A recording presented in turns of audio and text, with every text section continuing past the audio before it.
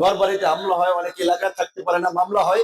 রাজনৈতিক মতের কারণে কারো উপরে কেউ হামলা করবে না, মামলা করবে না, কাউকে হয়রানি করবে না। বিজয় আমাদের হয়ে গেছে, আনুষ্ঠানিকতা ইনশাল্লাহ হবে 12 তারিখ ইনশাল্লাহ।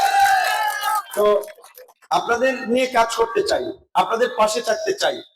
ওয়াজ মাহফিলে যেমন আমি গিয়েছি, আপনারাও আজকে যারা এই আপনার গেদু সাহেব ভক্তবিন্দু আছেন, যারা এই ধরনের উরুস মাহফিল অনুষ্ঠান করেন, তাদের পাশেও থাকাটা আমার দায়িত্ব এবং কর্তব্য। যেই কারণে ওয়াজ মাহফিলে যাই, ধর্মীয় অন্যান্য মিলাদ মাহফিল অনুষ্ঠানে যাই, আপনাদের এখানে এসেছি।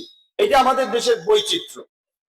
হ্যাঁ, এখানে আউল বাউল অনেক ধরনের বিভিন্ন সংঘ সংগঠন আছে। প্রত্যেক মানুষের এবং কমিউনিটির স্বাধীনতা আছে কথা বলার, অনুষ্ঠান করার, কাউকে বাধা দেওয়ার, গায়ের জোরে কারো উপরে হামলা করার, অনুষ্ঠান ভণ্ডুল করার এই ধরনের ঔদ্ধত্য আমরা দেখাবো না। এতে সমাজে বিশৃঙ্খলা বাড়বে, নৈরাজ্য হবে। তো আমার এখানে মূল আসার কারণ এটাই, আপনাদের প্রতিও আমার সংহতি সমবেদনা জানানো, আপনাদের পাশে থাকবো। দল মত ধর্ম বর্ণ নির্বিশেষে।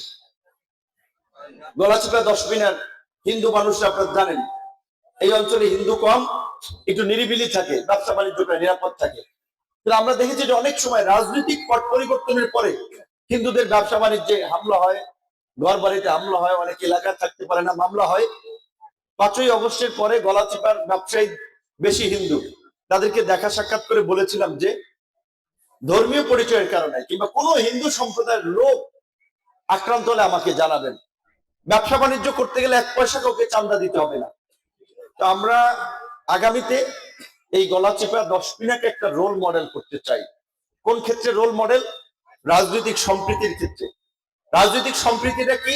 এইরকম একটা অনুষ্ঠান হবে, এখানে বিএনপির লোক আসবে, গণ অধিকারের লোক আসবে, আওয়ামী লীগের লোক আসবে, জামাতের লোক আসবে, ইসলামের লোক, যে যে দল করুক, এই ধরনের সার্বজনীন সামাজিক অনুষ্ঠানে সবাই আসবে, দেখা হবে, কুশল বিনিময় হবে। রাজনৈতিক মতের কারণে কারো উপরে কেউ হামলা করবে না, মামলা করবে না, কাউকে হয়রানি করবে না, জুলুম করবে না কারোর সাথে। এই ধরনের একটা ন্যায় এবং ইনসাফের সমাজ আমরা কায়েম করতে চাই।